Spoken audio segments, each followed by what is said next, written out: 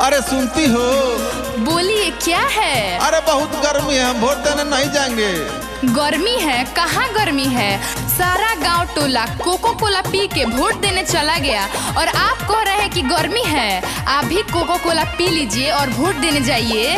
अरे ठीक कह रही हो, एगो कोको कोला ले रहे हैं, पीते हुए जा रहे हैं। अपना मुकेश भैया को वोट दे के तुरंत आ जाएंगे। मुकेश भैया के वोट पड़ता भारी, गर्मी बढ़वले बा टेंशन ये प्यारी। बोला ना का हम करी हो? मुकेश भैया के वोट पड़ता भारी, गर्मी बढ़वले बा टेंशन ये प्यारी। कैसे जाए बुढ़ावा पर चिंता ही होला हो, चिंता ही होला। अरे बोला हो कुछ कहो। हो तो बनी रउआ सफा सुनी लोला। अरे हमको लोला कहती हो तुम जी? नहीं जी, प्यार से कह रहे हैं। राजा पी के कोको कोला वोट देवे जाता पूरा टोला। राजा पी के कोको कोला सेब छप्पर मोहर मारी टोला। राजा पी के कोको कोला मुकेश भाई के वोट देता टोला। राजा पी के कोको कोला। रात अंधेरी हो तो मशाल जला लेना, रात अंधेरी हो तो मशाल जला लेना। चाहते हैं अपने थावे पंचायत में विकास का उजाला, तो मुकेश भैया का साथ निभा देना।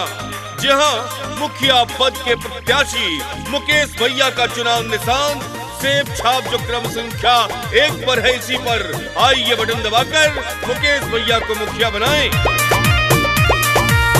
गरम से हमर दिमाग खो जाता, भोटावा दियाई कैसे कुछ न बुझाता। पहले कोरे दिमाग अपन ठंडा, तबे सेब छक्के लोरे झंडा। लगो तब घाम बरदास नाही होला, बरदास नाही होला। हो तो बनी रउआ सफा सुनी लोला। राजा पी के कोको कोला वोट देवे जाता पूरा टोला। राजा पी के कोको कोला सेब छप्पर मोहर मारी टोला। राजा पी के कोको कोला मुकेश भाई के वोट देता टोला। राजा पी के कोको कोला। आहा ए हमार बूढ़ी, अरे तू हो कोको कोला ले लो, अब पीते हुए चलो। आ मुकेश बाबू के वोट दे के आवे के बा, आई नहीं के सेब निशान पर वोट करे के बा। बुझलू कि नहीं हमार बूढ़ी? कहता रे गाँव के किसान और दुखिया, मुकेश भैया बनी है हमनी के मुखिया। सुनी सबका सही है बताई, सेब छपवे पर मोहर लगाई। मनवा में खुशी के फूटता गोला हो, फूटता गोला। हो तो बनी रउआ सफा सुनी लोला।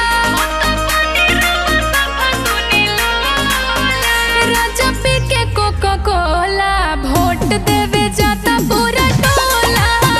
राजा पी के कोको कोला सेब छप्पर मोहर मारी टोला।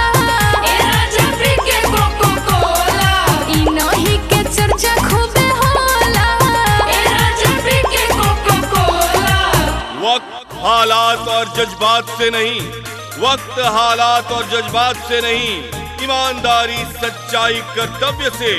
और नेता चुनना हो तो चुनिए उनके व्यक्तित्व से। याद रखें, सेब छाप क्रम संख्या 1 पर है, इसी पर मोहर लगाइए और धावे से जहां मुकेश यादव को विजयी बनाइए। याद रखिए, सेब छाप सेब छाप सेब छाप, इसी पर मोहर लगाना है। मुकेश भैया को भारी से भारी मत से अपने थावे पंचायत से विजयी बनाना है।